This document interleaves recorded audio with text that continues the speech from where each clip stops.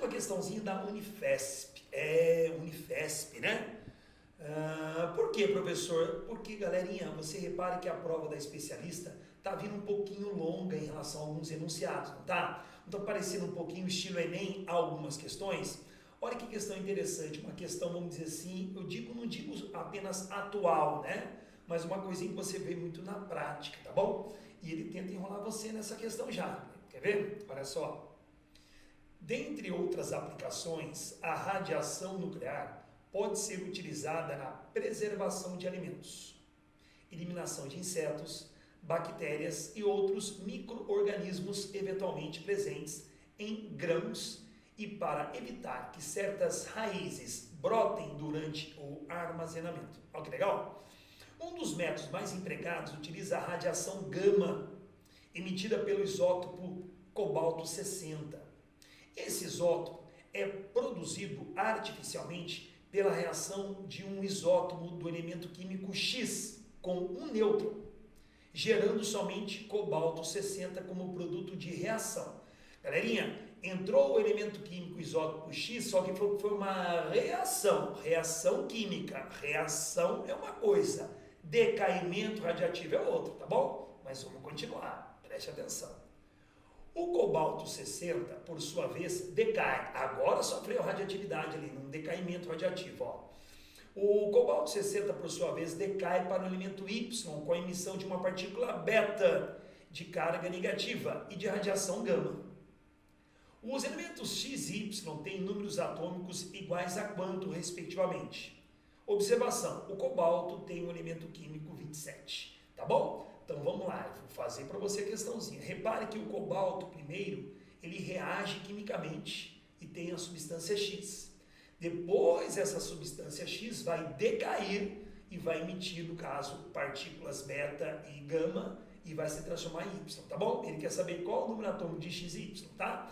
Bem legalzinha essa questão da Unifesp e é fácil, mas requer atenção de vocês ao lerem e interpretar, tá bom? Então vamos lá. Enquanto o X foi uma reação, o elemento Y foi através de um decaimento, tá bom? Tudo bem? Liberação de bastante energia. Olha só, vamos lá. Resolução. Primeiro, reação.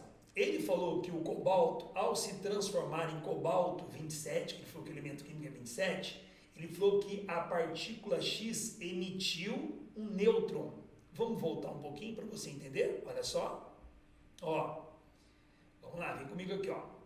Esse isótopo é produzido artificialmente pela reação de um isótopo do elemento X, da reação do X com o neutro, gerando o carbono 27, o cobalto 60, tá bom? Tudo bem? Então, nesse caso aí foi X mais o neutro, tá? Tudo bem? Então, vamos lá. X mais o neutro. Então, olha só o que eu fiz. X mais o neutro dá o cobalto 27, tá? Você viu que às vezes a simbologia está o 60 embaixo do cobalto ali, mas o que foi dado para você no cobalto 60 é a massa atômica, tá bom? Então o 60 em cima e ele falou que o número atômico do cobalto é 27. Se por acaso você estiver fazendo essa questão na Unifesp e por acaso não foi dado isso aí na prova, com certeza a Unifesp vai dar para você uma tabela periódica, tá bom? Tudo bem? Eu dei para você o elemento químico cobalto, o número atômico dele, por quê? Porque no caso, eu estou supondo que a especialista não vai te dar uma tabela periódica, vai te dar já um valor, tá bom? Então é só você lembrar aqui, galerinha, como que é fácil, ó, uma reação do isótopo X com o nêutron, né, a carga nêutron, dando o cobalto 60. Bom, repare que ele falou que o X reagiu com o nêutron. Se você analisar esse nêutron que reagiu aí, nesse caso você tinha que saber que o nêutron não tem carga, claro, é neutro, e tem massa atômica 1, tá bom? Tudo bem? Então ele está perguntando quanto que vale, né, o elemento químico, né, formado, qual é o número de prótons, né, qual é o elemento químico do X. É muito simples, olha, repare aqui para você ver, na parte de cima, tem que prevalecer a conservação de energia, não tem? Aqui não tem um elemento que eu não sei, que eu vou achar mais 1 tem que ser igual a 60? Sempre começa na parte de cima aqui, ó. Quanto que mais 1 é igual a 60? Então, qual a massa atômica do elemento X? Claro que é 59, perfeito? 59 mais 1 é igual a 60.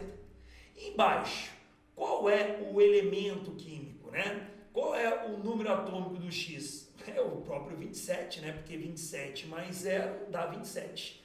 Então, como ele fez, uma das perguntas dele foi qual é o número atômico do elemento X e o número atômico do elemento Y? Primeiro, a resposta já é 27. Tudo bem? Tranquilo?